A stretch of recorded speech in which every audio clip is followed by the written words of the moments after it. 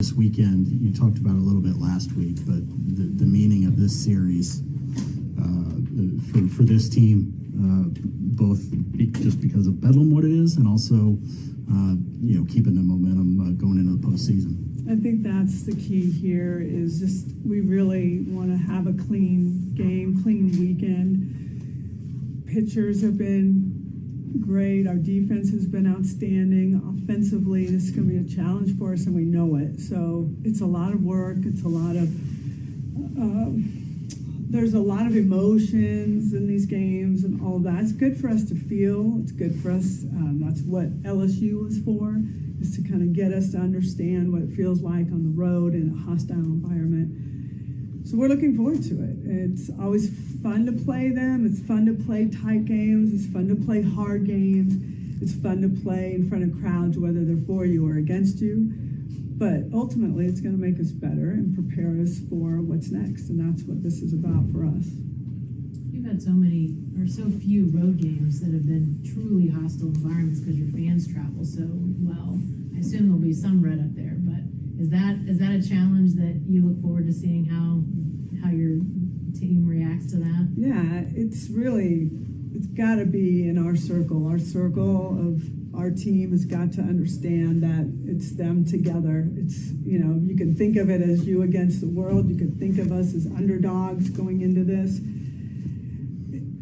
Who's going to lead us? How are we going to respond to things when it doesn't go our adversity, when it doesn't go our way?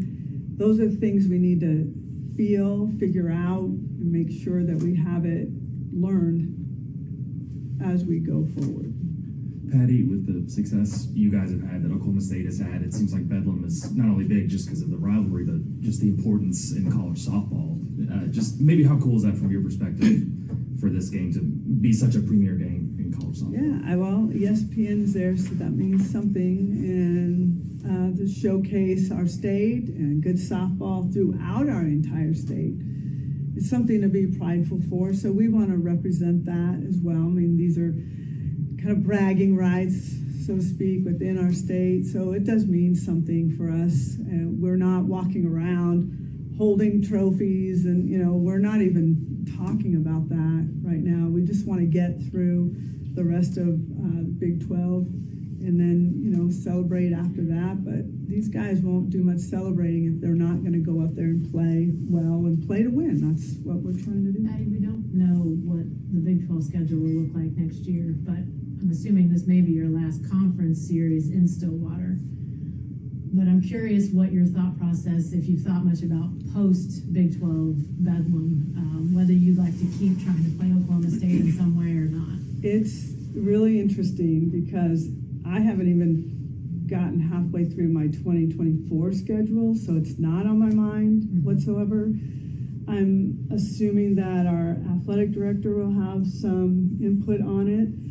I've never been called and asked to play. It's never even been discussed.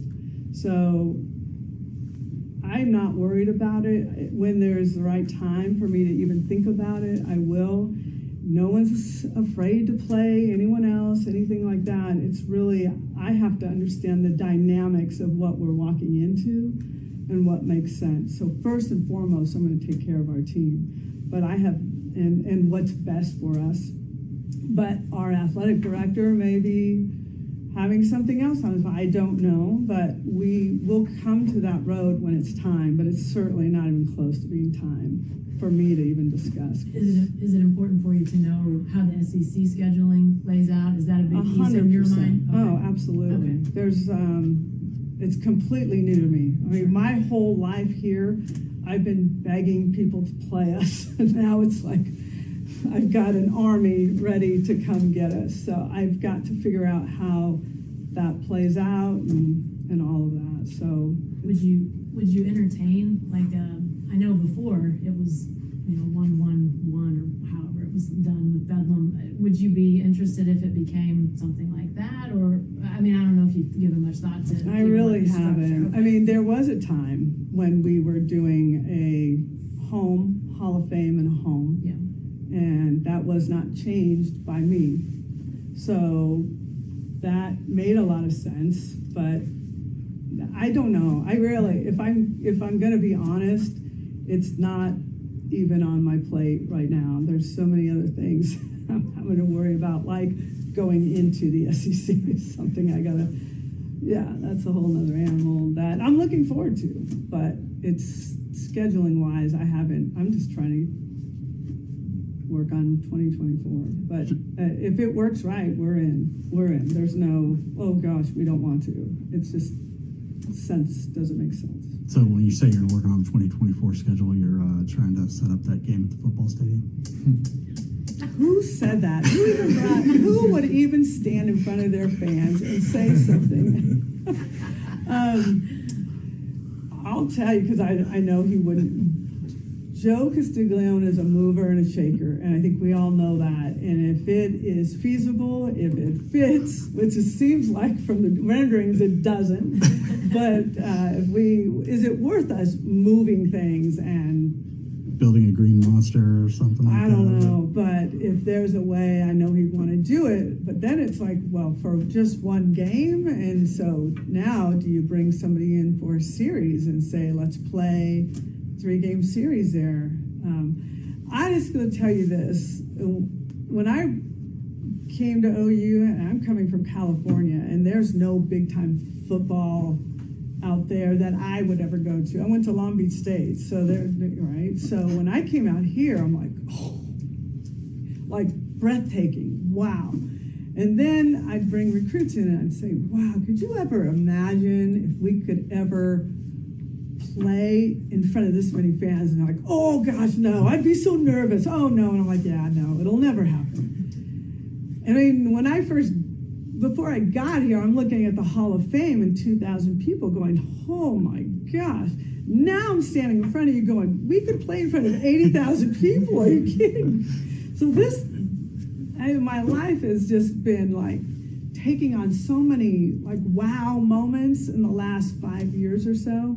So I'm telling you, if Joe could find a way and we could find the right time and the right team, I think it would be absolutely amazing. So now I'm leaving it. I put it in the air, and now I just fold my hands and I stay quiet and just wait and see.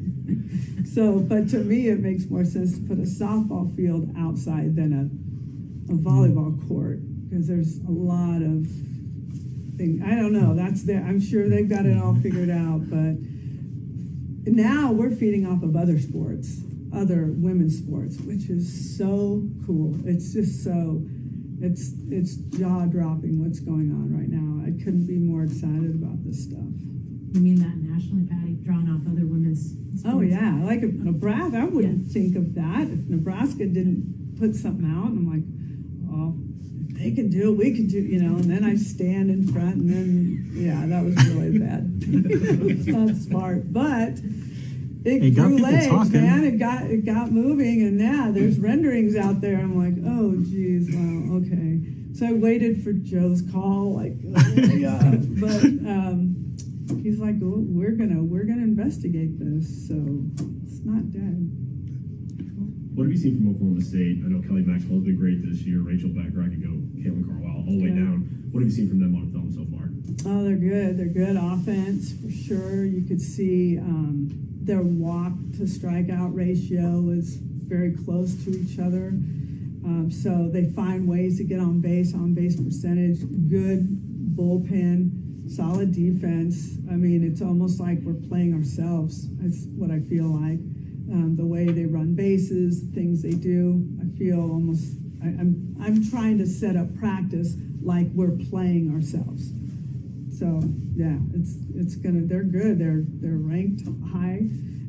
This little skid they have, to me, doesn't dismiss how good they are. I mean, they should be in the top 8 without question. For more information, you can visit TulsaWorld.com.